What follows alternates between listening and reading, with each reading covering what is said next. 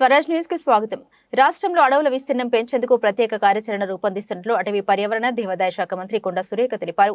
ప్రపంచ అటవీ దినోత్సవం పురస్కరించుకుని మంత్రి కొండా సురేఖ మీడియాతో మాట్లాడుతూ తెలంగాణలో 24.05 విస్తీర్ణంలో ఉన్న అడవుల్ని 33% పెంచుతామని, చెట్టు లేకుంటే పర్యావరణానికి పెనుముప్పు ఉందని వ్యాఖ్యానించారు. అడవులపై ప్రజలకు అవగాహన కల్పిస్తూ ప్రతి ఏటా అటవీ దినోత్సవం నిర్వహించేలా చర్యలు తీసుకుంటామని, చెట్టు లేకుంటే తలెత్తే పరిణామాల్ని ప్రజలు గమనించాల్సిన అవసరం ఎంతైనా ఉందన్నారు.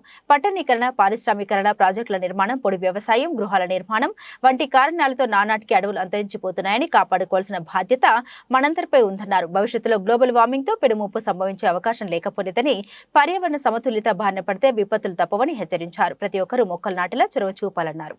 స్వరాజ్ న్యూస్, సమాజ హితమే మా స్వరం.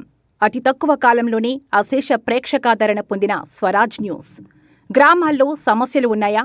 ఆఫీసర్లకు చెబితే పని చేయట్లేదా? మీ సమస్యలు అట్లనే పెండింగ్లో ఉన్నాయా? మీ దృష్టికి ఏదైనా సమస్య వచ్చిందా? ప్రజాహితం కోరే సమస్య ఏదైనా ఉంటే మాకు తెలపండి. డీటెయిల్స్, ఫోటోలు, వీడియోలు షేర్ చేయండి. మీరే మీ సమస్యకు ఫుల్ స్టాప్ పెట్టే రిపోర్టర్ కావచ్చు. సమస్య కనిపించిందా? వీడియో లేదంటే ఫోటోలు పంపించండి. దాన్ని మేము జనానికి చూపిస్తాం. Swaraj news WhatsApp number 9441623